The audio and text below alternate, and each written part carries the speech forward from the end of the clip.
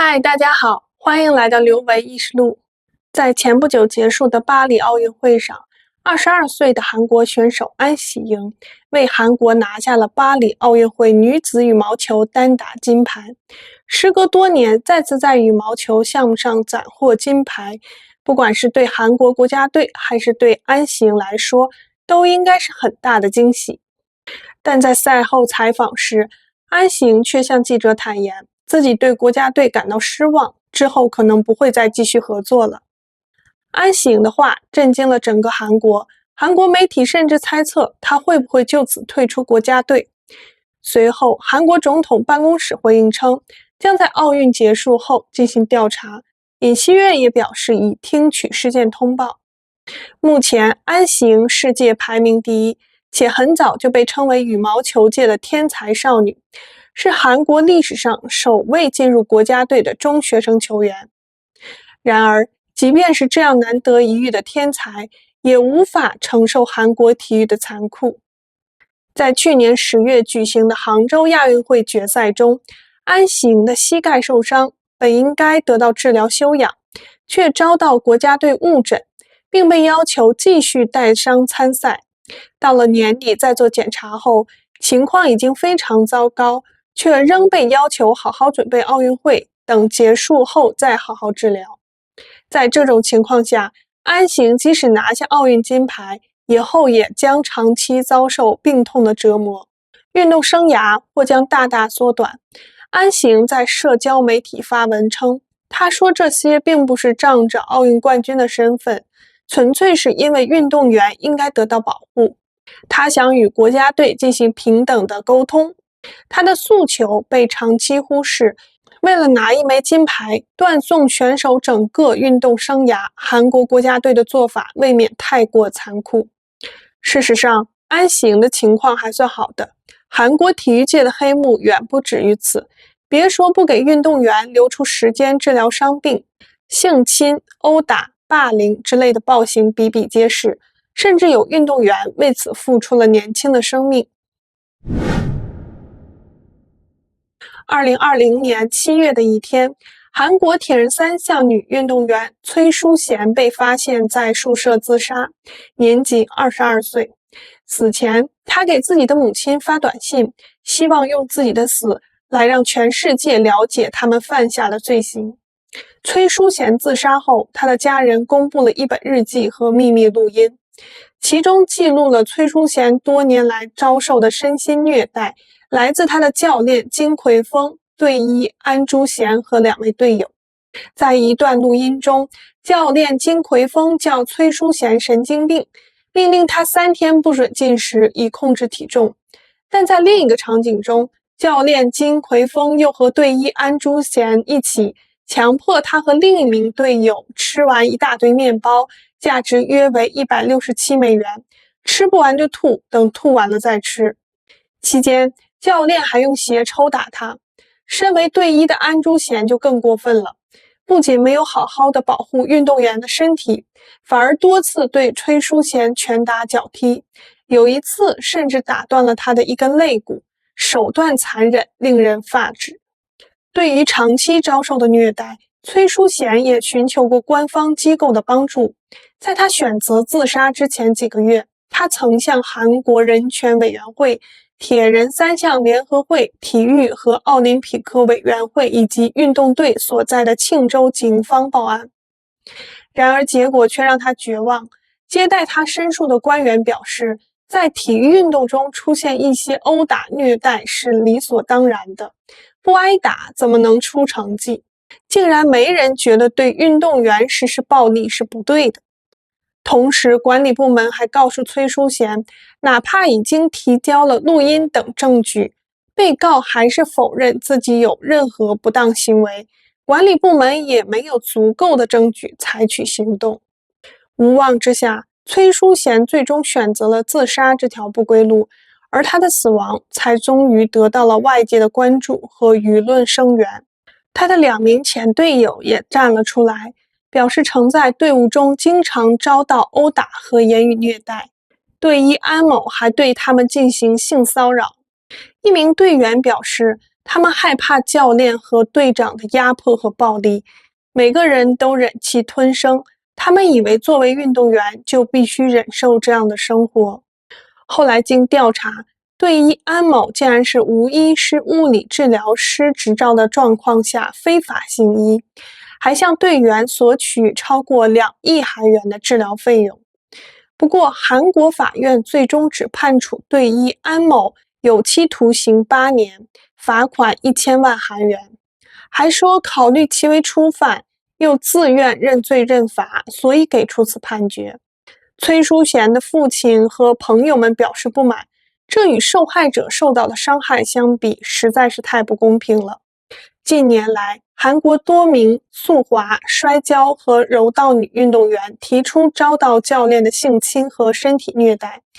其中，冬奥会短道速滑金牌得主沈石溪指控教练在长达4年的时间里多次对自己实施了强奸和暴力。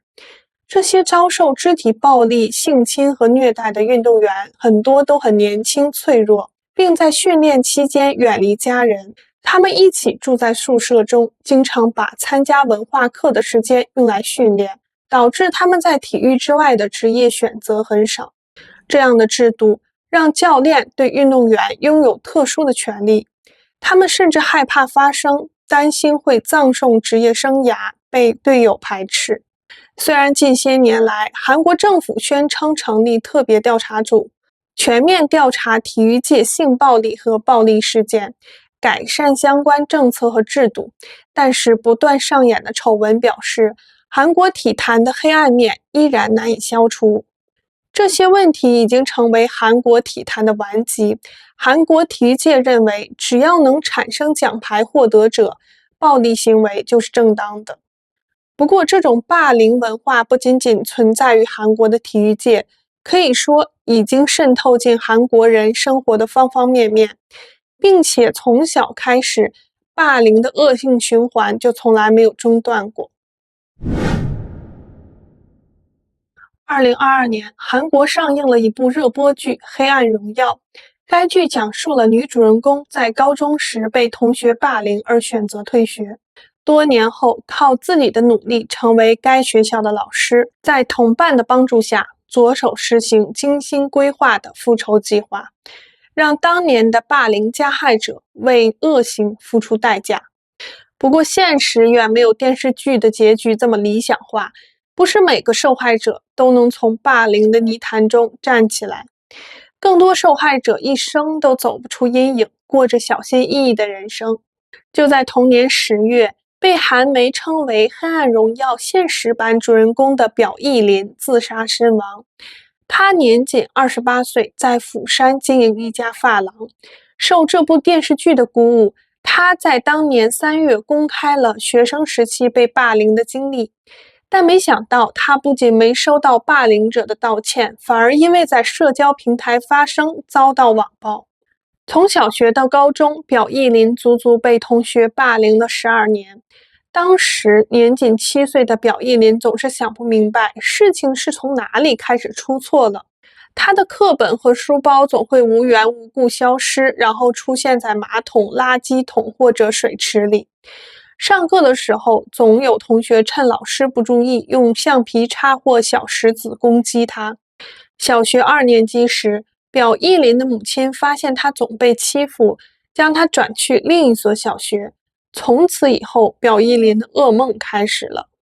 2名同班同学带头散播起表艺林病毒的传闻，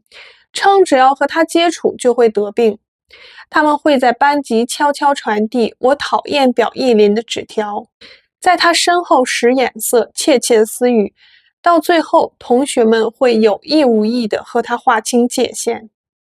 在那之后，各种各样的霸凌行为不断发生，有人朝他扔书本，有人朝他吐口水。表艺林默默忍受着一切，每天睡觉前他都会默默祈祷，第二天能有正当理由不用上学，这样就能躲过痛苦的一天。表艺林无比渴望长大，以为长大了一切就能变好。好不容易熬完小学，霸凌表艺林的同学们却和他升上了同一所中学。随着年龄增长，他们的霸凌行为不但没有停止，反而变本加厉了。以这两个同学为首的小团体开始将表意林当作出气筒，他们经常当着同学的面羞辱表意林，从一开始骂他蠢笨，到侮辱他的人格，攻击他的父母。每到下课，他们就围在表意林周围，扯他的衣服，弄乱他的头发，还把坐垫的填充物洒在他身上。不仅如此，他们还经常无缘无故对表意林拳打脚踢，甚至偷偷把图钉放在他的鞋子里。有一天，他们突然抓住他的头发，将他拉进厕所，硬把他的头往马桶里塞。其他同党则是围观看热闹，而他只能无助地抓着马桶边缘抵抗。为了躲避这些霸凌行为，表意林每天上课的时候就开始思考下课要逃去哪里。在日复一日的霸凌中，他的精神一次次崩溃，却又无法准确言说自己的痛苦，深陷孤独和绝望。有一次，表意林甚至跑到教室顶楼，想要跳下去得到解脱。不过，当距离死亡咫尺之遥时，他退缩了。中学时代的经历让表意林变得自卑、自闭，接着演变成自责。他一度无法正常学习，成绩也一落千丈。为了能提早下课，避开霸凌团体，表意林从高2开始上美发课程，掌握了一技之长后，他像逃亡一样离开了家乡。他来到釜山，在这里独自经营一家发廊。1年前，他开始接受心理治疗。表意林为了正常生活做了非常多的努力。他的心理医生说，他第一次来这里的时候，整个人显得非常脆弱，战战兢兢，如履薄冰。直到《黑暗荣耀》热播，表意林决定直视自己的创伤，他希望讲出自己的经历，帮助那些遭到霸凌的孩子们去争夺话语权。3月起，他开始接受媒体的采访，试图敦促政府改进有关校园霸凌的法律。韩国法律规定，校园霸凌事件的公诉时效最长为10年。表意林表示，公诉时效只有在法律中才会存在，社会道义上没有公诉时效，受害者的痛苦也没有公诉时效。他主张，针对未成年时期遭受的校园霸凌，必须废除公诉时效限制。曝光自己的经历后，表意林收到霸凌者们发来的信息，他们不仅没有道歉，反而谴责表意林侵犯名誉的行为。和《黑暗荣耀》中霸凌5人组一样，这些施暴者将霸凌他人的事情当作少不更事的笑话，或者全然忘记自己做过什么。他们已经成为美发师、瑜伽老师和医疗队队员等，明朗地走在人生的坦途上。表意林在社交媒体上的活跃表现得到了很多人的支持，但同时也遭到部分网民的攻击。某社交媒体博主一直以多重匿名身份对他进行人身攻击，甚至跟踪骚扰他。他们主张表意林遭受的校园暴力是虚假的，直到他已经没有信心继续忍受痛苦，最后选择了自杀。表意林希望用生命来证明一切，并恳求大家不要放弃对抗校园霸凌。表意林的悲剧不仅来自加害者的霸凌，还包括老师的失责、其他学生的沉默、教育体制的冷漠和网络的2次伤害。表意林也曾鼓起勇气向班主任寻求帮助，班主任却一口否认霸凌的存在，认为这不过是朋友间的恶作剧。表意林与同学们关系不好也是他自己的问题。表意林的一位同学告诉媒体，老师们不可能不知道霸凌的存在，他们只是不想多管而已。有时候，这些同学也会在教室里抽烟，老师们看见了也会装作没看见。而大部分校园霸凌都发生在教室，受害者因为年龄小，没有能力保护自己；加害者因为不成熟，没有能力控制自己。如果教师发现蛛丝马迹，早一点介入，这个问题其实是可以得到解决的。教师作为制止校园霸凌事件的关键性角色，却选择成为旁观者，一些韩国教师不想负担教学以外的更多职责，也不愿冒着被家长恶意投诉的风险介入霸凌事件。他们普遍消极被动，陷入一种自保的状态。学校作为一个复杂的小社会，除了学校设立的课堂秩序外，身处内部的青少年有一套自己行事规则和行为秩序。老师们远离风险的想法，也是在助长这个小社会自发秩序的残酷性。而受害者在遇到霸凌时，只能用忍耐或自杀来面对。当一个学生进入校园，他必将经历受害、迫害、旁观的过程，几乎无一例外。受害时只能默默忍受，而当自己成为前辈后，又忍不住将暴力循环在下一批人身上。甚至遭遇霸凌的学生在转身成为霸凌者之后，仍然会为这套秩序合法性辩护，认为前辈对后辈的暴力是理所当然的，每个人都是这么忍受过来的，凭什么我的后辈不用经受我曾经的痛苦？而韩国的校园霸凌归根结底也是对韩国社会扭曲变异的等级制度的畸形投射。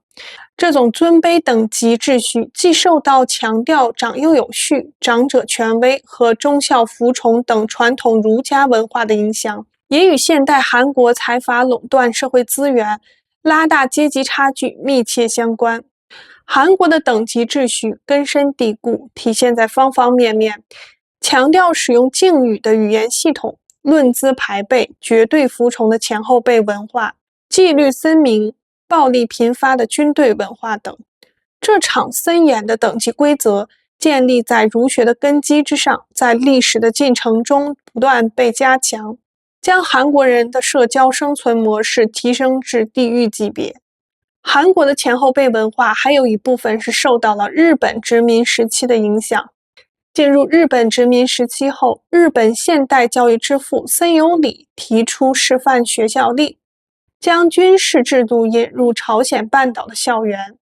对年级之间进行严格的阶级区分，甚至韩国的班长制度也是当时产生的。大韩民国成立后，朴正熙军政府颁布了国民教育宪章，严格规范了大韩民国国民精神，一边继承了日本殖民时期的教育理念，另一边强化了具备强烈军事元素的前后辈文化。等级主义从遥远的日本殖民时期便扎根韩国，在朴正熙第四共和国时期加强，随着时间推移，走进了韩国的部队，蔓延到了整个社会，最终渗透到职场中的每一次鞠躬，学校的每一张书桌。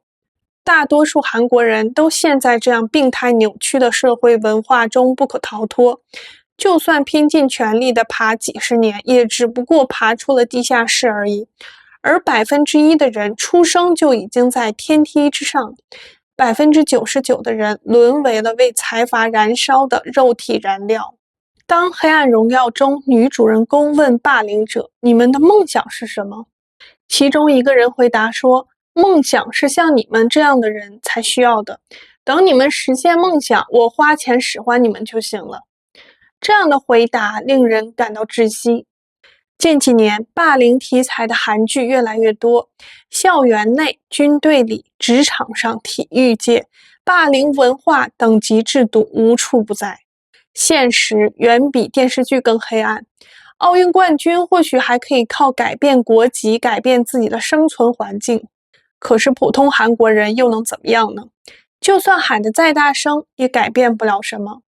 最后只能靠受害者的自杀引起社会舆论的关注，然后又销声匿迹。也许有一天，韩国人对这些受害者的自杀事件也变得麻木，只剩下绝望和沉默。这期节目就到这里，感谢大家的观看，我们下期再见，拜拜。如果喜欢我的频道，记得订阅、点赞、收藏哦，感谢你们的支持。